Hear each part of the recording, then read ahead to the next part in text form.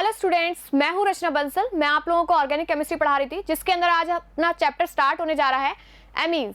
ठीक है, एमीन्स क्या होते हैं? ये नाइट्रोजन कंटेनिंग कंपाउंड्स होते हैं।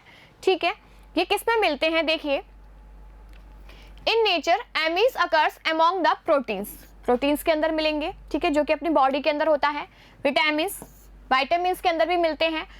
एल्केलॉइड्स, जो अपन का तंबाकू होता है वो एल्केलॉइड्स के अंदर आता है, उसमें भी मिलता है। हार्मोन्स, अपनी बॉडी के अंदर हार्मोन्स जो हैं उनमें भी एमीन्स मिलता है, मतलब नाइट्रोजन कंटेनिंग कंपाउंड्स मिलते हैं। General formula of aliphatic amine. Aliphatic amine का जनरल फार्मूला क्या है? CnH2n + 3n। बहुत ही काम का फार्मूला है, देख लीजिए। देखिए, 1 कार्बन का होगा तो C1H, यहाँ पर 1 आएगा। ठीक है, तो 1 कितना आ गया? 1 आया तो 1, तो 2 + 3 5 एंड n। तो देखिए 1 कार्बन का कौन सा होता है? CH3NH2। कितने कार्बन है? 1 कार्बन है, 3 हाइड्रोजन प्लस 3 हाइड्रोजन इधर 5 और 1 नाइट्रोजन। तो जनरल फॉर्मूला क्या आया?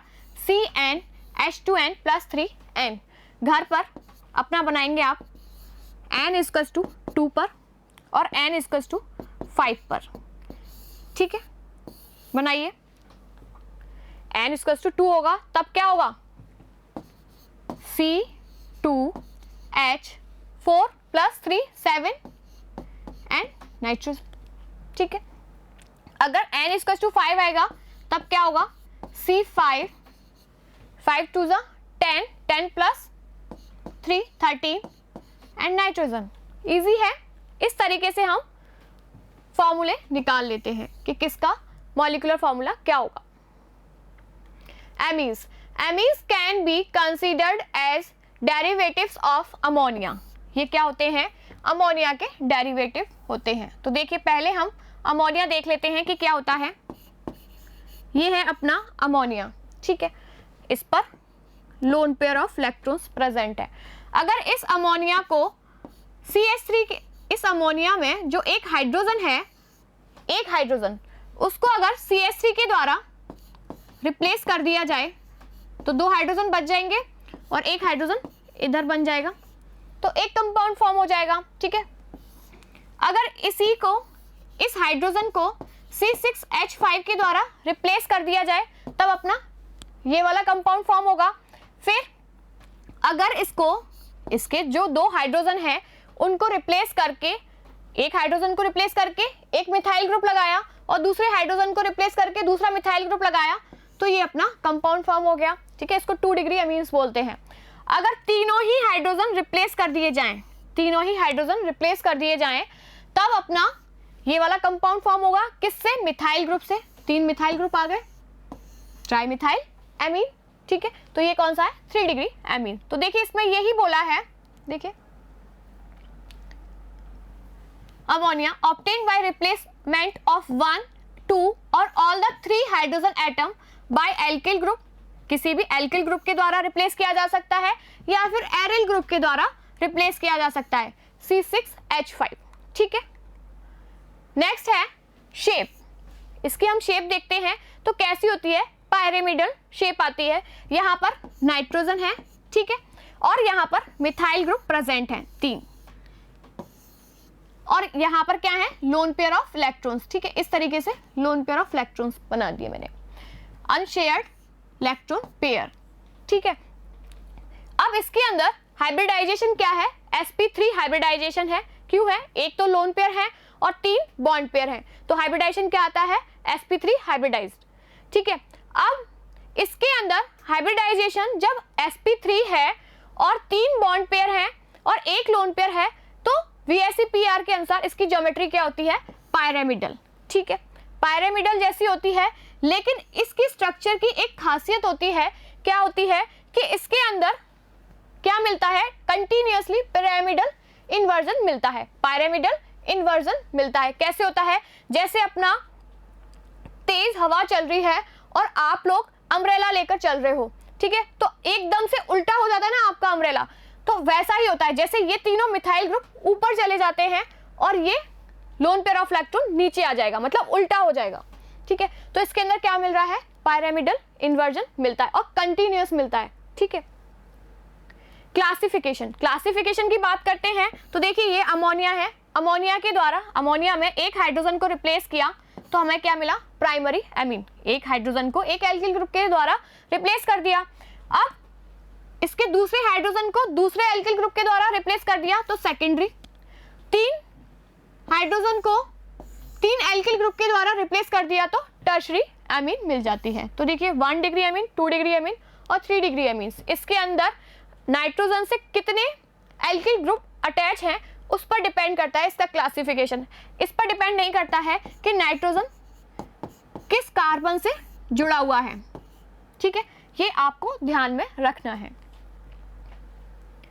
अब देखिए इसका नॉमेनक्लेचर देखते हैं, बहुत ही अच्छा टॉपिक है नॉमेनक्लेचर, ये अपनी प्रैक्टिस कर रहे हैं, अपन पढ़ चुके हैं नॉमेनक्लेचर तो अपन।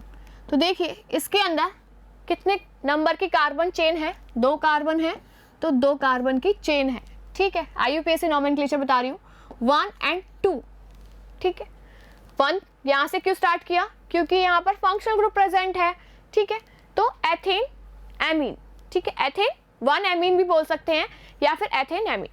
अब इसके अंदर इसके कॉमन नेम की बात करते हैं तो ये क्या बनता है, फ्री रेडिकल फॉर्म होता है, इथाइल तो बन रहा है फ्री रेडिकल इसके अंदर, तो इथाइल एमीन, ठीक है। अब इसके अंदर देखिए दूसरा मॉलिक्यूल आया, IUPAC नेम की बात करेंगे तो कितने कार्बन की चेन है, 3 कार्बन की चेन है, 1, 2 और 3, ठीक है। तो प्रोपेन एमीन आ गया 1, लिखो चाहे ना लिखो आपका मन है, ठीक है। और इसको कॉमन नेम के अंदर क्या बोलते हैं, प्रोपाइल, तो एन प्रोपाइल एमीन, ठीक है, ठीक है। अब इसका समझने के लिए हम क्या करते हैं, एक बार पहले इसको हटा देते हैं, ठीक है। अब इसके अंदर हम चेन सेलेक्ट करते हैं, ये चेन सेलेक्ट की, कहाँ से नंबरिंग करें, कहीं से भी कर लो, 1, 2, 3, बीच में ही आना है एमिनो ग्रुप, ठीक है। तो सेकंड पोजीशन पर एमीन ग्रुप लगा हुआ है तो पहले हम चेन का नाम लिख दें, प्रोपेन, लिखा भाई। सेकंड पोजीशन पर एमीन प्रेजेंट है तो 2 एमीन। अगर इस ग्रुप को देखा जाए तो देखिए क्या होता है ये ग्रुप, थोड़ा सा इसका स्ट्रक्चर ड्रॉ करके बता देती हूँ।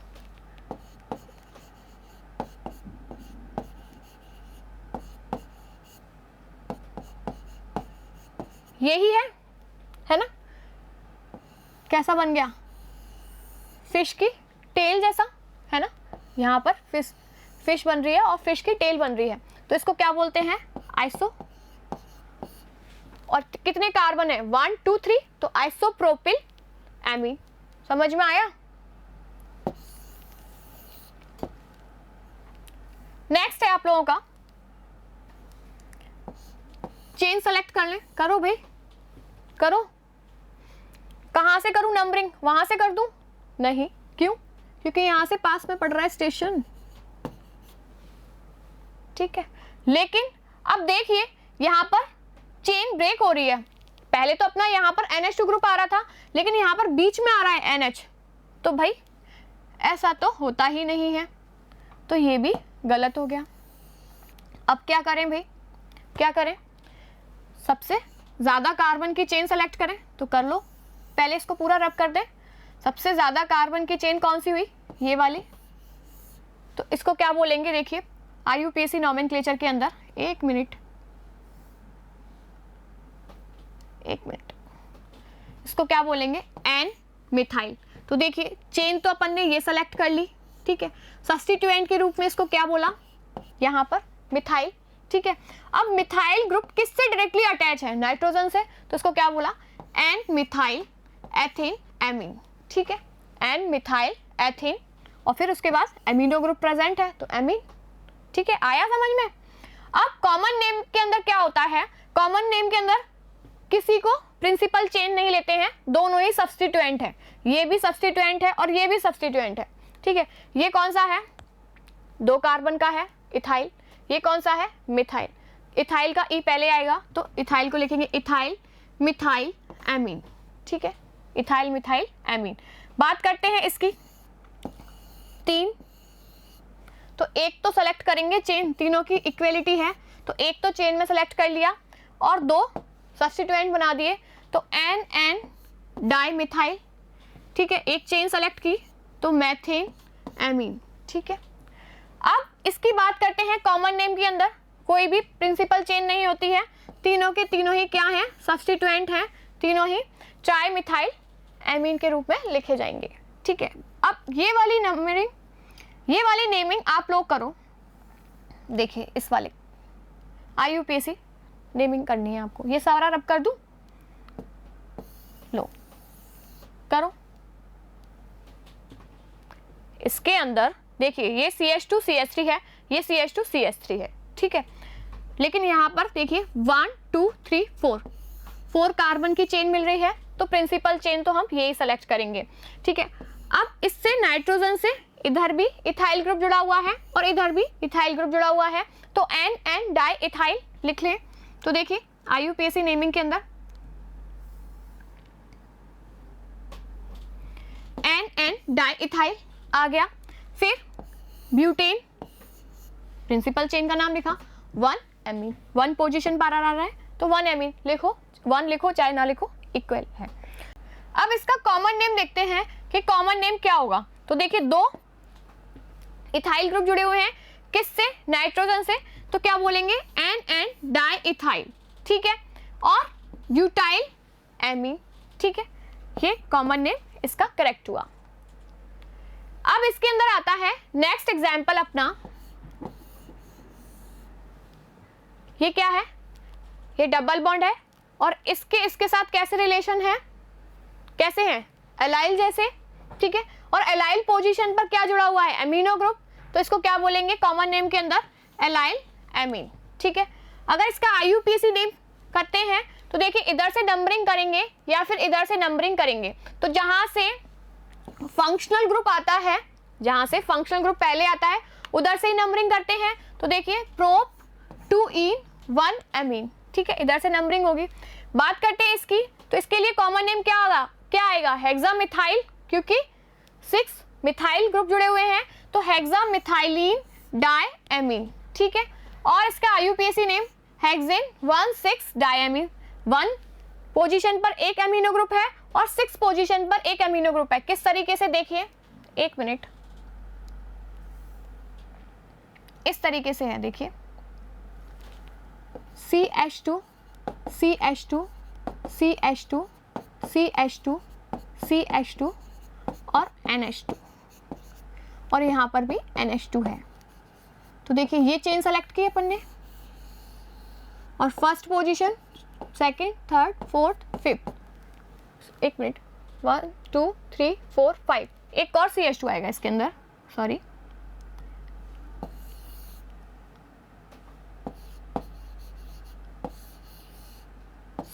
और यहाँ पर NH2, ठीक है, 6 कार्बन, 6 मिथाइलिन ग्रुप है, 1 2 3 4 5 6, ठीक है, ये चेन सेलेक्ट कर लिया अपन ने।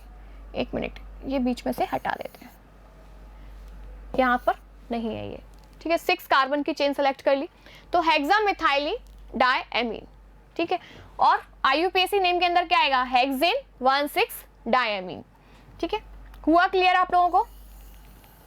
नेक्स्ट आप लोगों का आता है, देखिए ये क्या है, एक मिनट, इसको थोड़ा सा नीचे करें, ये क्या है, इसका कॉमन नेम बताया था मैंने, जब बेंजीन रिंग पर NH2 ग्रुप होता है तो उसको क्या बोलते हैं, एनिलीन, अगर CH3 होता है तब इसको क्या बोलते हैं, टॉलुइन, OH ग्रुप होता है तब इसको क्या बोलते हैं, फिनॉल, ठीक है, बेंजीन पर। अब इसका कॉमन नेम क्या है, एनिलीन, इसका IUPAC नेम भी क्या है, एनिलीन, ठीक है, वैसे इसको क्या बोल सकते हैं, बेंजीन एमीन, ठीक है। अगर इसकी ऑर्थो पोजीशन पर क्या मिथाइल ग्रुप जुड़ा हुआ है एनिलीन की, तो उसको क्या बोलेंगे, ऑर्थोटोलुइडिन, ठीक है, और इसका IUPAC नेम यहाँ से 1 और 2, तो 2 मिथाइल एनिलीन, इस पूरे ग्रुप को क्या बोला है, एनिलीन, और सेकंड पोजीशन पर क्या जुड़ा हुआ है, मिथाइल ग्रुप जुड़ा हुआ है। अब देखिए इसकी 4th पोजीशन पर ब्रोमाइड जुड़ा हुआ है, तो 4 ब्रोमो बेंजीन बेंजे एमीन, या फिर अपन क्या बोल सकते हैं इसको, 4 ब्रोमो एनिलीन भी फॉर्म बोल सकते हैं। देखिए इनके ये नेम मैंने क्यों कराए हैं आपको, ये इसीलिए करा रही हूँ कि कई बार आप लोगों का ऑप्शनल क्वेश्चन आ जाता है कि इसका नाम है, तो अगर ये भी दे दिया ऑप्शन में, ये भी दे दिया और ये भी दे दिया और पूछ लिया आपसे IUPAC नेम बताइए, तो A और B करेक्ट हो जाएंगे। इस तरीके से क्वेश्चन पूछ लिया जाता है। तो पैरा ब्रोमो एनिलीन, इसको क्या बोलेंगे? क्योंकि ऑर्थो मेटा पैरा हम किस में यूज कर रहे थे? कॉमन नेम के अंदर। अब इसके अंदर देखिए, इसकी एग्जैक्टली स्ट्रक्चर ये है।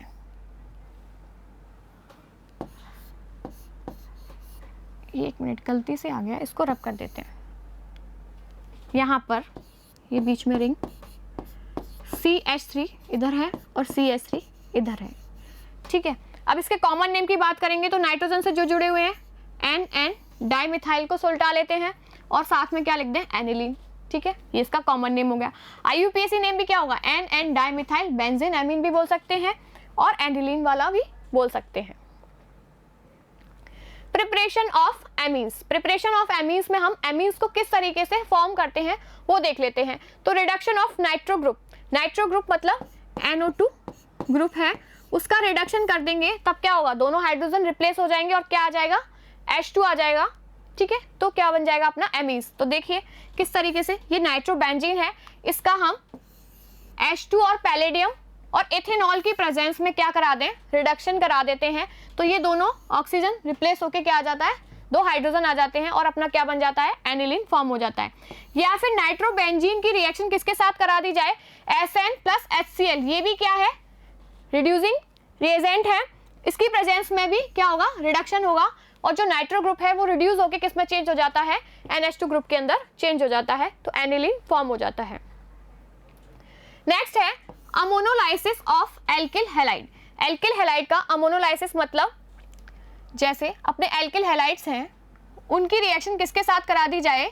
अमोनिया के साथ, है ना, और अमोनिया में वो डिजॉल्व हो जाए तो उसको बोलते हैं अमोनोलाइसिस। अब इसके अंदर देखिए, ये अमोनिया है, NH3 है, नाइट्रोजन पर लोन पेयर ऑफ इलेक्ट्रॉन्स है। अब ये जो नाइट्रोजन की जो लोन पेयर ऑफ इलेक्ट्रॉन्स है ना, वो क्या करते हैं? ये देखते हैं कि मैं किसको दे सकता हूँ, तो ये अपनी लोन पेयर ऑफ इलेक्ट्रॉन इसको देगा R ग्रुप को, और ये क्या बना लेगा? लेकिन ये इससे बोलेगा मैं दे तो रहा हूँ तुझे अपनी लोन पेयर ऑफ इलेक्ट्रॉन, लेकिन मेरी एक शर्त है कि ये बोलता है कि क्या शर्त है? कि देख तू इससे तो बॉन्ड हटा दे अपना, इसको तो इसको इलेक्ट्रॉन्स दे के फ्री कर दे, है ना, लेकिन तू मेरे साथ आ जा। और ये कहता है कि नहीं मैं तेरे को नहीं छोड़ूंगा, तो ये सॉल्ट की फॉर्म में फॉर्म हो जाता है, तो सब्स्टिट्यूटेड अमोनियम सॉल्ट फॉर्म हो जाएगा। जो सब्स्टिट्यूटेड अमोनियम सॉल्ट है, फिर बेस आता है इनके पास में, ये कहते हैं कि भाई ऐसे तो बात नहीं चलेगी कि तुमने इसको भी रखा हुआ है साथ में और इसको भी साथ में रखा हुआ है। तो ये कहता है कि ऐसा करो, मैं आ गया हूँ, ये बंटवारा करने आता है। तो ये कहता है कि देख तू इसका हाइड्रोजन, अपना हाइड्रोजन निकाल, तो इसने अपना हाइड्रोजन निकाल के RNH2, बोले तू इससे जुड़, लेकिन तू अपना हाइड्रोजन निकाल दे, NH3 एक चीज़ तो छोड़नी पड़ेगी। तो हाइड्रोजन उसने निकाला और वो मेरे OH के साथ चला जाएगा, तो H2O निकल गया। और तेरा जो हैलाइड है ना, वो मेरे सोडियम के साथ बड़ा ही कंफर्टेबल है, तो Na पॉजिटिव और X माइनस फॉर्म बना कर लेता है, मतलब सॉल्ट फॉर्म कर लेता है। अब जो प्राइमरी एमीन है, प्राइमरी एमीन थी यहाँ पर, प्राइमरी एमीन और देखती है उसके अंदर क्या है? RX एल्किल हैलाइड प्रेजेंट है, तो ये क्या करेगा? दूसरे R ग्रुप के साथ रिएक्ट करता है और एक हाइड्रोजन, फिर इसको समझ में आ जाता है कि मुझे एक हाइड्रोजन निकालना है तो मैं एल्किल ग्रुप को ले सकता हूँ, तो सेकेंडरी बना लेता है।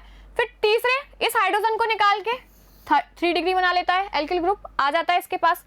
फिर ये सोचता है, ऐसे सोचता है कि यार मेरे पास जो लोन पेयर ऑफ बचा है ना इलेक्ट्रॉन्स, वो भी दे देता हूँ, मैं पॉजिटिव हो जाता हूँ, 4 एल्किल ग्रुप लेकर आ जाता हूँ, तो क्वार्टनरी अमोनियम सॉल्ट फॉर्म कर लेता है।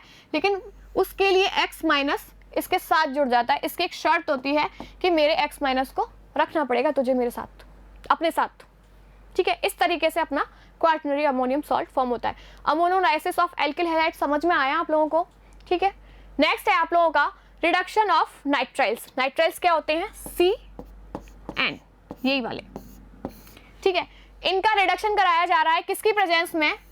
निकेल और H2 की प्रेजेंस में, या फिर सोडियम अमलगम और इथेनॉल की प्रेजेंस में रिडक्शन कराया जाएगा। दोनों तरफ, इस तरफ भी हाइड्रोजन आएंगे और इस तरफ भी हाइड्रोजन आएंगे, तो क्या बन जाएगी? अपनी प्राइमरी एमीन फॉर्म हो जाती है।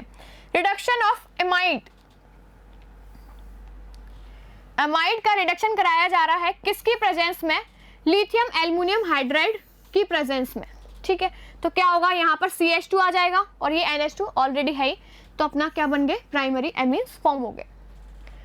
गैब्रियल थैलेमाइड सिंथेसिस बहुत ही इंपॉर्टेंट रिएक्शन है, देख लीजिए, 1 मिनट।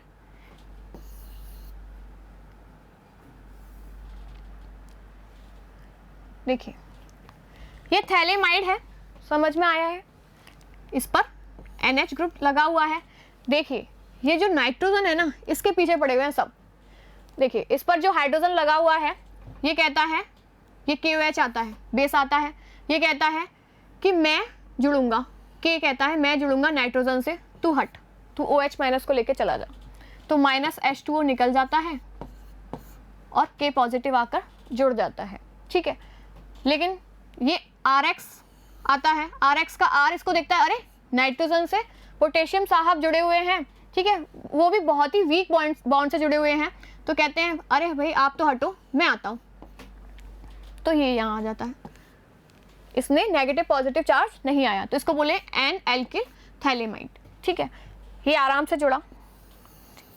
NaOH आता है, NaOH बोलता है अरे तू यहाँ क्या कर रहा है, बोले मैं तो इससे जुड़ा हुआ, मैं पोटेशियम को हटा के जुड़ा हूँ यहाँ पर, तो बोलता है नहीं नहीं मैं जुड़ूंगा, तू ऐसा कर, इस नाइट्रोजन को ही ले जा अपने साथ और एक हाइड्रोजन ले जा, तो प्राइमरी एमीन फॉर्म कर लेता है और ये क्या बना लेता है, सॉल्ट फॉर्म कर लेता है, ठीक। Hopman bromamide degradation reaction, Hopman bromamide degradation method के अंदर देखिए क्या होता है, बहुत ही इंपॉर्टेंट रिएक्शन है, ये आप लोगों को पता होना चाहिए इसका एक एक अक्षर। तो ये क्या है, अपने एमाइड्स हैं, एमाइड्स की रिएक्शन किसके साथ कराई जा रही है, Br2 के साथ, एक मॉलिक्यूल Br2 के साथ और 4 मॉलिक्यूल NaOH के साथ कराई जा रही है, बेस की प्रेजेंस में हो रही है। तो अपना क्या बन रहा है, प्राइमरी एमीन, मतलब C double bond O group replace हो रहा है, मतलब पूरा डिग्रेडेड हो रहा है, ठीक है। और किस में चेंज हो रहा है, ये सीधा डायरेक्टली इससे आकर जुड़ रहा है, तो RNH2 फॉर्म हो रहा है और Na2CO3 निकल रहा है साथ में, ये जो कार्बन मोनोऑक्साइड निकल रही है वो किसकी फॉर्म में निकल रही है, Na2CO3, ठीक है। और क्या बना रहा है, सोडियम ब्रोमाइड बना रहा है और वाटर मॉलिक्यूल निकाल रहा है, ठीक है, समझ में आ रहा है। नेक्स्ट है आप लोगों का फिजिकल प्रॉपर्टीज। फिजिकल प्रॉपर्टीज के अंदर देखिए ये क्या है, मैथिनामीन है, ये किस फॉर्म में मिलती है, गैसियस फॉर्म में मिलती है, सिर्फ ये गैसियस फॉर्म में मिलती है। देखिए इसके बाद एथिनामीन और इसके आगे के सारे कंपाउंड्स कैसे मिलते हैं, लिक्विड फॉर्म के अंदर मिलते हैं। तो जो एनिलीन है वो कैसा है, कलरलेस ऑयली लिक्विड है, कैसा है, कलरलेस ऑयली लिक्विड है, ऑयली जैसा होता है। बॉइलिंग पॉइंट की बात करते हैं तो देखिए बॉइलिंग पॉइंट तो एक ही तरीके से इफेक्ट करता है। बॉइलिंग पॉइंट अगर मॉलिक्यूलर वेट इंक्रीज होता जाता है, मतलब कार्बन चेन्स इंक्रीज होती जाएंगी, तो बॉइलिंग पॉइंट कैसा होता जाएगा, बढ़ता जाएगा, है ना। लेकिन नंबर ऑफ ब्रांचेस इंक्रीज हो जाएंगी उसके अंदर, तो बॉइलिंग पॉइंट कैसा हो जाएगा, कम हो जाएगा। तो देखिए इसके अंदर यहाँ पर 3 कार्बन की चेन है, यहाँ पर 2 कार्बन की चेन है और यहाँ पर 1 कार्बन की चेन है, तो बॉइलिंग पॉइंट क्यों, क्योंकि इनके बीच में जो वॉन्डर वॉल फोर्सेज होते हैं वो इंक्रीज होते जाते हैं। अब ऐसे ही इसके अंदर ब्रांचिंग की बात करते हैं, तो जैसे जैसे ब्रांचिंग इंक्रीज होती जा रही है वैसे वैसे क्या होता जा रहा है, बॉइलिंग पॉइंट कम होता जा रहा है। ये बॉइलिंग पॉइंट ऑर्डर है, ठीक है। तो बॉइलिंग पॉइंट इसका सबसे ज्यादा, फिर इसका, फिर इसका, ठीक है। इसका क्या नाम है, tertiary butyl amine, common name, ठीक है। इसके अंदर देखिए इसने बोला कि ये एल्कोहल और ये क्या है, एथेनामीन, है ना, ये एथेनॉल है और ये एथेनामीन है, ठीक है। लेकिन इसके अंदर क्या है, ये मोर पोलर है, मोर पोलर होने की वजह से क्या होगा, इसके अंदर हाइड्रोजन बॉन्डिंग भी मिल रही है, इसके अंदर भी मिल रही है, लेकिन इसकी हाइड्रोजन बॉन्डिंग ज्यादा इफेक्टिव है, तो इसका बॉइलिंग पॉइंट कैसा होगा, ज्यादा होगा। अब comparison of boiling points of amines and alcohol and alkenes. देखिए ये भी एमीन्स है, ये भी एमीन्स है और ये भी एमीन्स है। फर्क कितना है, ये 1 डिग्री है, ये 2 डिग्री है और ये 3 डिग्री है। इसके अंदर ब्रांचिंग ज्यादा है, तो देखिए इसका बॉइलिंग पॉइंट सबसे कम है ना, इसका सबसे ज्यादा है। इसके बाद बात करते हैं, ये हाइड्रोकार्बन्स है और ये एल्कोहल्स है। हाइड्रोकार्बन्स का मॉलिक्यूलर वेट 72 है, लेकिन देखिए इनका इनसे भी कम है बॉइलिंग पॉइंट। लेकिन जब बात करते हैं एल्कोहल्स की, तो 74 ही है इसका मॉलिक्यूलर वेट, लेकिन देखिए कितना ज़्यादा हाई है, इस प्राइमरी वाले से भी कितने ज़्यादा है, 40 का डिफरेंस आ रहा है। तो देखिए इसके अंदर इंटरमॉलिक्यूलर हाइड्रोजन बॉन्डिंग ज़्यादा इफेक्टिव होती है, पोलर बॉन्ड होता है और बॉइलिंग पॉइंट हाई हो जाता है। Boiling point of aniline 184 degree centigrade, ठीक है, ये लर्न करने वाली बात है कि इसका इतना होता है। सॉल्युबिलिटी इन वाटर, वाटर के अंदर सॉल्युबिलिटी कैसे इफेक्ट करती है वो देखते हैं। तो नंबर ऑफ ब्रांचेस इंक्रीज होती जाएंगी तो सॉल्युबिलिटी क्या होगी, इंक्रीज होती जाएगी। लेकिन मॉलिक्यूलर वेट इंक्रीज होता जाएगा तो सॉल्युबिलिटी क्या होती जाएगी, कम होती जाएगी। क्यों, नॉन पोलर पार्ट इंक्रीज होता जाएगा तो सॉल्युबिलिटी कम होगी ना, क्योंकि पोलैरिटी ज़्यादा होती है वाटर की। Lower amines are highly soluble in H2O, जो लोअर एमीन्स होती हैं वो क्या होती हैं, हाई सॉल्युबल होती हैं वाटर के अंदर। क्यों, क्योंकि उनके अंदर जो मॉलिक्यूलर वेट होता है वो कम होता है और ब्रांचिंग ज़्यादा होती है। टू इंटरमॉलिक्यूलर हाइड्रोजन बॉन्डिंग, और क्या हो रहा है उसके अंदर, इंटरमॉलिक्यूलर हाइड्रोजन बॉन्डिंग भी हो रही होती है।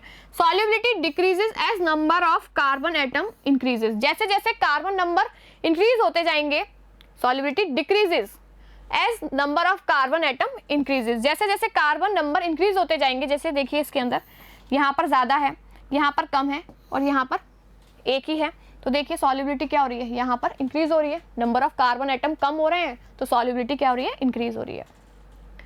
Aniline is partially soluble in H2O but complete soluble in organic solvent. Organic solvent कैसे होते हैं, नॉन पोलर, तो एनिलीन क्या है, नॉन पोलर होगा, है ना, इसीलिए ये इसके अंदर सॉल्युबल हो जाता है।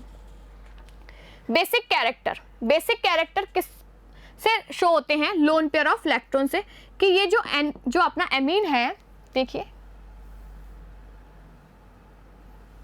ये जो एमीन है इस पर lone pair of electrons present है।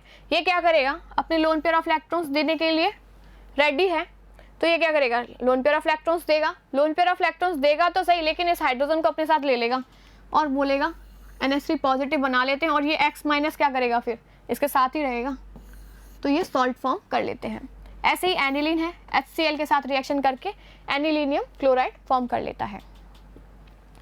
एल्किल एमीन वर्सेस अमोनिया, अब इनकी देखते हैं बेसिसिटी के बारे में, कि जैसे ये तो क्या है, NH2 है और ये क्या है, NH3,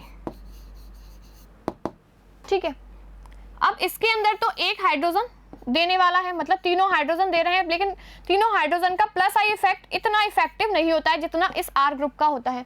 जब इधर से ये इलेक्ट्रॉन्स देगा, ये कहेगा तू चिंता मत कर, तू अपने इलेक्ट्रॉन्स दे, मैं तुझे दे रहा हूँ पीछे से, ये इलेक्ट्रॉन्स देगा, इजीली देगा, क्योंकि इस पर फोर्स लग रहा है कि हाँ ठीक है तू दे, तो ये लेगा हाँ ठीक है मैं दे देता हूँ, एटलीस्ट नया हाइड्रोजन जुड़ने को तो मिल रहा है, तो इस तरीके से ये फॉर्म कर लेगा आयन। लेकिन ये इतना इजीली फॉर्म नहीं करेगा कि मैं कैसे दे दूं, मेरे पास तो कोई है ही नहीं देने वाला, पीछे से हाइड्रोजन है, हाइड्रोजन का तो इतना इफेक्ट है ही नहीं, प्लस आई इफेक्ट की मुझे दे पाए, ठीक है, तो ये इस तरीके से बनाएगा। लेकिन ये जितना इजीली ये इसको देगा, इतना इजीली ये इसको नहीं देगा, ठीक है। जब ये इतना इजीली नहीं देगा तो इसकी बेसिसिटी क्या, जब ये इसको इतना इजीली दे देगा तो इसकी बेसिसिटी क्या होगी, ज्यादा होगी। तो देखिए इसके अंदर यही बोला है कि hence alkyl amine are stronger base than ammonia, इसकी बेसिसिटी कैसी होगी, ज्यादा होगी। क्यों, due to the electron releasing nature of alkyl group it pushes electron towards nitrogen, nitrogen के ऊपर देंगे, thus make the unshared electrons pair more available for sharing with the proton of the acid, ठीक है। Comparison of basic strength, मतलब जो easily दे देगा उसकी basic strength ज्यादा होगी इन गैसियस स्टेट, ठीक है। बेसिक स्ट्रेंथ इसके अंदर देखिए, जिसका प्लस आई इफेक्ट ज्यादा है वो इजीली इलेक्ट्रॉन्स दे देगा और उसकी बेसिसिटी ज्यादा आएगी। इन एक्वस स्टेट के अंदर थोड़े से कुछ अलग फैक्टर काम करते हैं, तो देखिए उसके लिए हमने निकाला है कि बेसिक स्ट्रेंथ किस पर डिपेंड करती है, प्लस आई इफेक्ट के तो डायरेक्टली प्रोपोर्शनल होती है, लेकिन इनवर्सली प्रोपोर्शनल होती है स्टेरिक हिंड्रेंस के। स्टेरिक हिंड्रेंस आ जाएगी तो कैसा हो जाएगा, उसकी बेसिसिटी कम हो जाएगी। तो देखिए अब मिथाइल ग्रुप लगाया है, जैसे एक मिनट ये सारे ग्रुप्स बना के बताऊं मैं आपको, एक मिनट। देखिए सेकेंडरी एमीन्स बनाए मिथाइल लगा के, ठीक है, ये सेकेंडरी एमीन्स बन गई। और प्राइमरी एमीन्स, ये प्राइमरी एमीन्स बन गई। और टर्शरी एमीन्स, एक मिनट,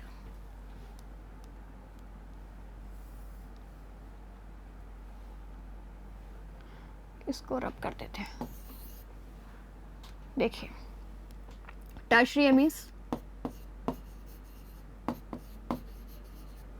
हम वाटर के अंदर देख रहे हैं इनका सीक्वेंस और NH3, ठीक है। फर्स्ट वाले को सॉल्व कर रहे हैं कि मिथाइल ग्रुप लगा हुआ है तब क्या आएगा बेसिसिटी ऑर्डर। तो देखिए हमने कहा कि प्लस आई इफेक्ट इंक्रीज होता जाता है तो क्या होता है बेसिसिटी इंक्रीज होती जाती है। तो इसके अंदर दो प्लस आई इफेक्ट लगा रहे हैं तो इसकी बेसिसिटी ज़्यादा हुई। किससे? इससे, क्योंकि इसके अंदर एक ही ग्रुप लगा रहा था, ठीक है। अब बात करते हैं इसकी बेसिसिटी ज़्यादा क्यों नहीं हुई, इसकी बेसिसिटी ज़्यादा क्यों नहीं हुई? क्यों? क्योंकि इस पर जो लोन पेयर ऑफ इलेक्ट्रॉन्स थे वो क्या हो गए थे? छुप गए थे। किससे? तीन मिथाइल ग्रुप लगे हुए थे और स्टेरिक हिंड्रेंस इसके ऊपर जनरेट कर रहे थे, ठीक है। क्योंकि हमने देखा था इसके अंदर, देखिए स्टेरिक हिंड्रेंस के कैसी है, ये इन्वर्सली प्रोपोर्शनल है, इसके अंदर इन्वर्सली प्रोपोर्शनल है। तो देखिए इसका ऑर्डर यही आएगा। अब इसके अंदर कोई भी एल्किल ग्रुप नहीं देने वाला है, ये कहेगा अरे एटलीस्ट दे तो रहे हैं हम, मतलब इसको अवेलेबल तो करा रहे हैं लेकिन इसको जगह नहीं मिल रही है बाहर निकलने के लिए, तो निकल ही नहीं पाएगा, ठीक है। अब ऐसे इथाइल ग्रुप का देखते हैं। तो इथाइल ग्रुप में यहाँ पर मैं सिर्फ यहाँ चेंज कर देती हूँ, यहाँ पर C2H5 ग्रुप जुड़ा हुआ है और यहाँ C2H5 ग्रुप जुड़ा हुआ है, ठीक है, ये इजीली दे देगा। लेकिन इथाइल ग्रुप में क्या होगा, तीन इथाइल ग्रुप जुड़े हुए हैं, ठीक है, तो इसकी बेसिसिटी ज्यादा होगी। एक मिनट, इसके अंदर क्या आएगा ऑर्डर, देखिए इसकी बेसिसिटी ज्यादा होती है इससे, देन 1 डिग्री की आती है। इसके बाद क्या आता है अपना, देखिए एक मिनट, यहाँ पर मैं इथाइल ग्रुप ही जोड़ देती हूँ, ठीक है, हटा देती हूँ सारा।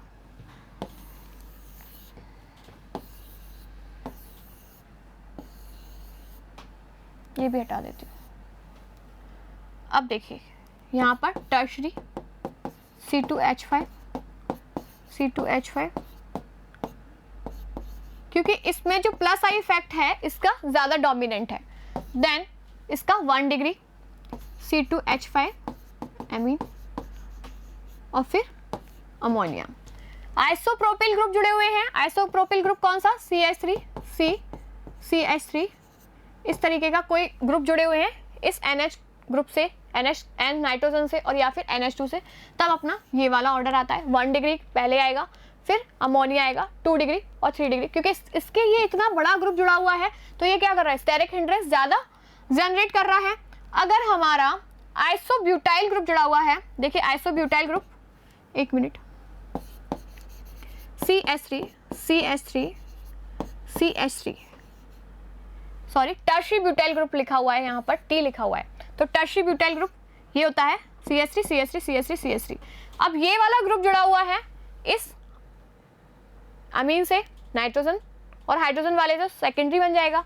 अगर इस नाइट्रोजन से जुड़ा हुआ है तो टर्शरी, और सॉरी 3 डिग्री, और 1 डिग्री से जुड़ा हुआ है तो 1 डिग्री अमीन बन जाएगा, ठीक है। तो इस तरीके, तो ये ज़्यादा स्टेरिक हिंड्रेंस जनरेट करेगा, तो अमोनिया कहेगा अमोनिया की सबसे ज़्यादा, मतलब अमोनिया सबसे ज़्यादा बेसिक होगा, फिर 1 डिग्री होगा, फिर 2 डिग्री होगा, फिर देन 3 डिग्री होगा। समझ में आया स्टेरिक हिंड्रेंस किस तरीके से इफेक्ट करती है अपनी बेसिसिटी को वाटर के अंदर।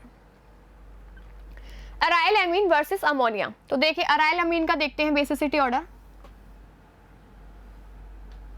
ये है अपनी अराइल एमीन। अब ये क्या कर रहा है, ये लोन पेयर ऑफ इलेक्ट्रॉन्स है ना, नीचे भेज रहा है रिंग के अंदर छुपाने के लिए, और खुद हो रहा है पॉजिटिव, ऊपर से पॉजिटिव हो रहा है।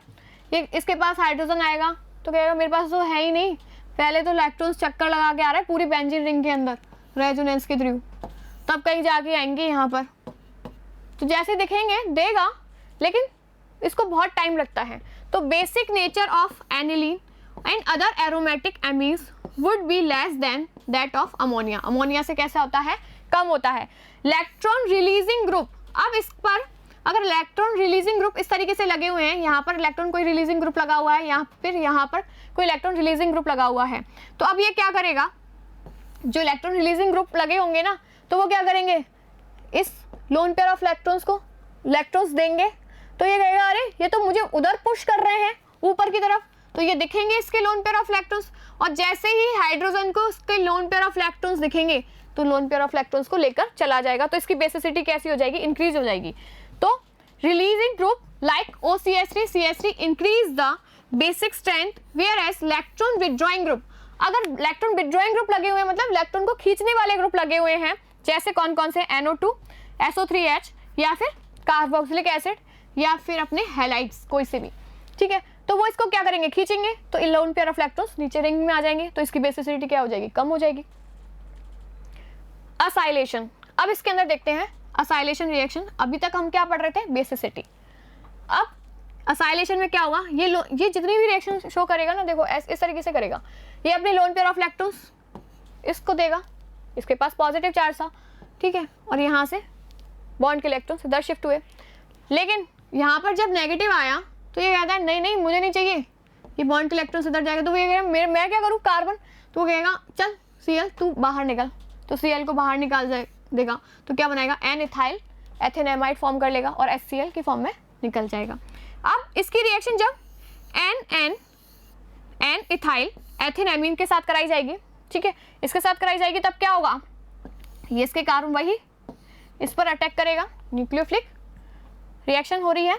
अब इसके अंदर देखिए इसने अटैक किया, फिर देन यहाँ पर नेगेटिव चार्ज आया, फिर वापस ही अटैक करता है और इसको निकाल लेता है, तो क्या बनता है अपना NN डाई इथाइल एथेनेमेट फॉर्म कर लेता है और HCl निकल जाता है, ठीक है, SN2A का मैकेनिज्म हो रही है।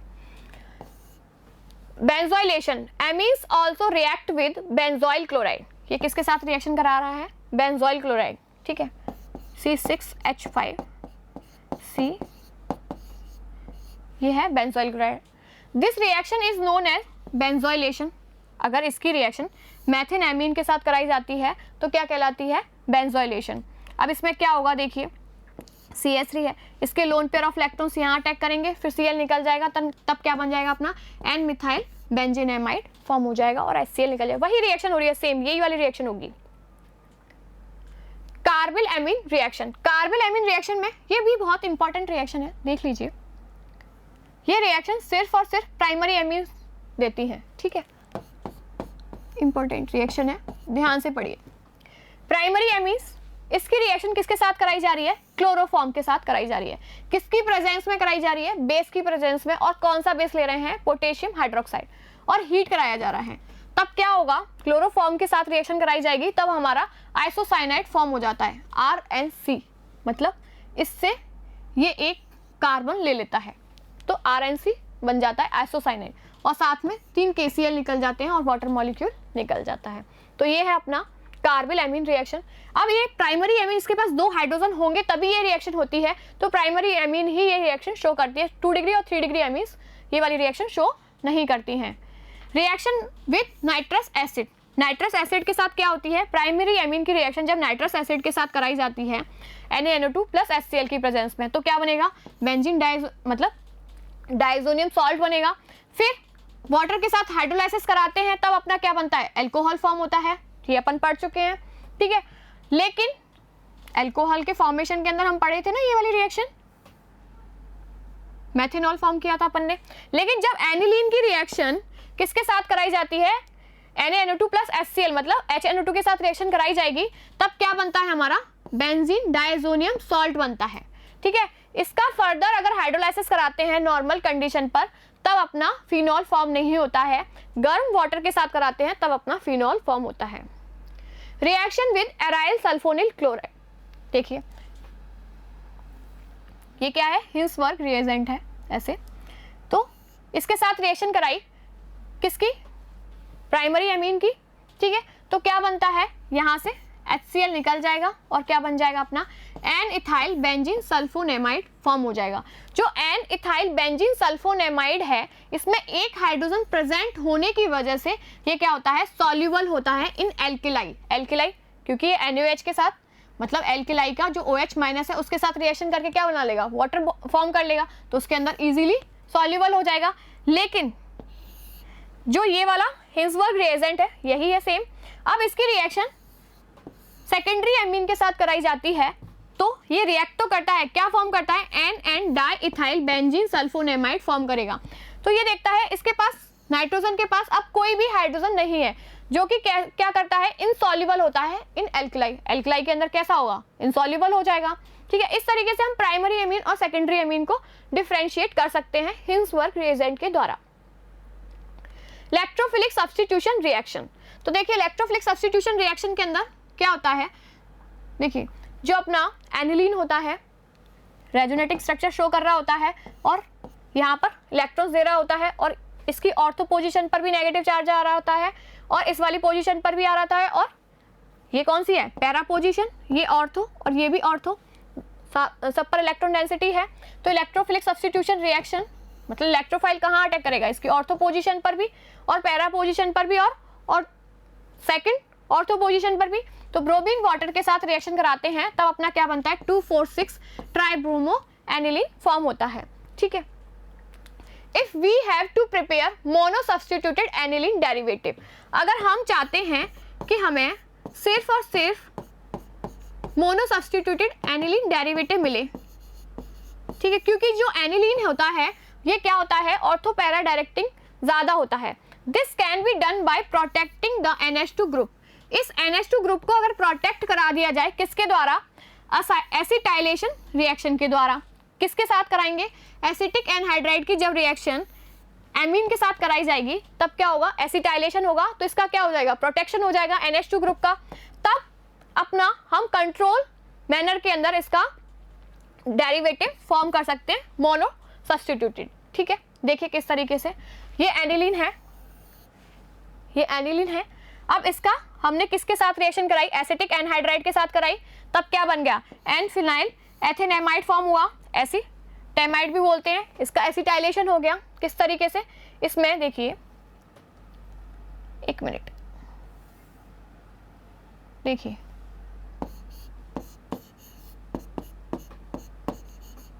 यहाँ पर NH, यहाँ पर H। ठीक है, अब इसकी रिएक्शन किससे कराई, CH3 C double bond O C double bond O CH3, इस तरीके से करा दी इसके साथ।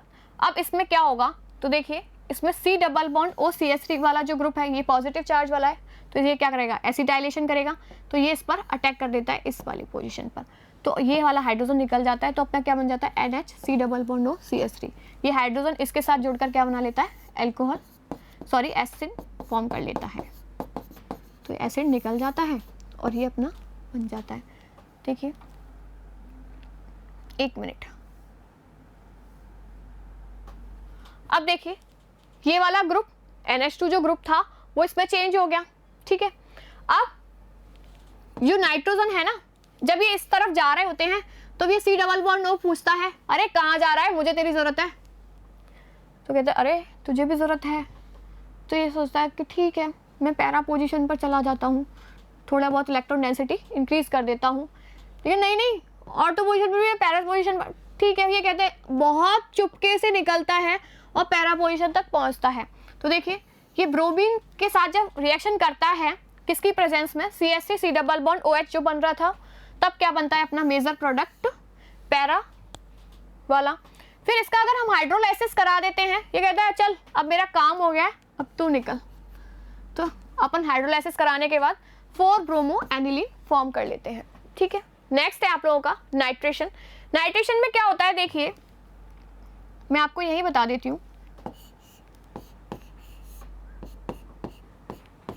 नाइट्रेशन हम एसिडिक मीडियम में कराते हैं, स्ट्रांगली एसिडिक मीडियम में। अब एसिडिक मीडियम होगा तो एसिड की प्रेजेंस में क्या होगा, ये तो अपने lone pair of electrons they के क्या बना लेगा, एनिलीनियम आयन फॉर्म कर लेगा। अब जो ये एनिलीनियम आयन है ये क्या है, मेटा डायरेक्टिंग है ना, तो देखिए एनिलीन की HNO3 और H2SO4 के साथ रिएक्शन कराते हैं तो इसके अंदर ये भी तो प्रेजेंट है, तो ऑर्थो, लेकिन पैरा पोजीशन इसकी ज्यादा रिएक्टिव होती है क्योंकि इस पर माइनस आई इफेक्ट लग रहा होता है, तो 51% तो हमारा पैरा प्रोडक्ट बनता है, 47% मेटा प्रोडक्ट बन रहा होता है, किसकी वजह से, एनिलीनियम आयन की वजह से, और 2% अपना क्या बन रहा होता है, ऑर्थो प्रोडक्ट बन रहा होता है क्योंकि इसकी स्टेबिलिटी कम होती है।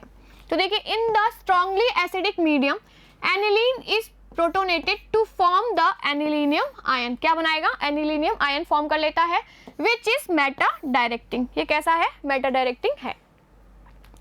By protecting the NH2 group by acetylation, अगर हम इस NH2 ग्रुप को क्या कर दें, प्रोटेक्ट कर दें, वही सेम चीज with acetylation reaction with acetic anhydride para nitro derivative can be obtain as the major product. देखिए जैसे अभी बताया था सेम उसी तरीके से हो रहा है। एक मिनट देखिए, एनिलीन है, इसकी एसिटिक एनहाइड्राइड के साथ रिएक्शन कराई, किसकी प्रेजेंस में, पैरिडीन की प्रेजेंस में, क्यों, क्योंकि पैरिडीन उसको निकाल ले जाएगा जो एसिड फॉर्म होगा, तो एसिड एनिलाइड फॉर्म हो गया। अब HNO3 और H2SO4 की प्रेजेंस में रिएक्शन कराई तो पैरा नाइट्रो एसिड एनिलाइड बन गया, फिर इसका हम डीप्रोटेक्ट करा देंगे, तब क्या करेंगे, अपना NH2 ग्रुप आ जाएगा, मतलब हाइड्रोलाइसिस कराने के बाद। सल्फोनेशन में क्या होता है, हमें प्रोटेक्टिंग की जरूरत नहीं पड़ती है, ऑलरेडी जो H2SO4 होता है ये एसिड होता है, बहुत ज़्यादा स्ट्रांगली एसिडिक होता है ना, तो ये क्या करेगा, सीधा NH2 पर के पास ही जाएगा, तो NH2 के पास जाएगा तो इसका जो H+ है वो NH3 पॉजिटिव की फॉर्म में जुड़ जाएगा और HSO4 माइनस इसका सॉल्ट फॉर्म कर लेगा। फिर इसको हम क्या करते हैं, हीट करते हैं, कितने डिग्री सेंटीग्रेड टेम्परेचर पर, 453 से 473 केल्विन टेम्परेचर पर, तब इसका क्या होता है, रीअरेंज होता है ये पूरा। ये कहता है भाई ऐसे तो काम नहीं चलेगा कि तुम मेरे ऊपर ऐसे इतना जुड़े हुए हो, मतलब मैं तुम्हें अपनी पैरा पोजीशन पर भेज देता हूँ, तो ये कहता है सल्फोनिक एसिड बन जाता है, क्या बन जाता है, सल्फेनिक एसिड फॉर्म कर लेता है, ठीक है। लेकिन ये कहता है नहीं भाई, मैं चला तो गया तुम्हारी पैरा पोजीशन पर, लेकिन H का आदान प्रदान चलता रहेगा, तो इस तरीके से ये ज्विटर आयन फॉर्म कर लेता है, ठीक है। तो नोट क्या होता है इसके अंदर, aniline does not undergoes Friedel Crafts reaction. Friedel-Crafts reaction के अंदर क्या होता है, इलेक्ट्रोफिलिक सब्स्टिट्यूशन रिएक्शन हो रही होती है, ये तो बहुत मुश्किल से दे पा रहा है इलेक्ट्रोफिलिक सब्स्टिट्यूशन रिएक्शन, क्यों, क्योंकि इसके साथ ऑर्थो, बेटा, पैरा तीनों तरीके के प्रोडक्ट फॉर्म हो रहे हैं और हम चाह रहे हैं कि एक ही प्रोडक्ट बने। तो देखिए ये क्या कर रहा है, undergoes Friedel Crafts reaction due to the formation with the aluminium chloride, क्या होता है कि ये सॉल्ट फॉर्म कर लेता है एल्युमिनियम क्लोराइड के द्वारा, ठीक है। तो आज की क्लास के अंदर हमने देखा एमीन्स के बारे में, एमीन्स की रिएक्शंस के बारे में देखा, ठीक है। नेक्स्ट क्लास के अंदर हम पढ़ेंगे बेंजीन डायज़ोनियम क्लोराइड, ठीक है। आज की क्लास हम यहीं तक रखते हैं, थैंक यू।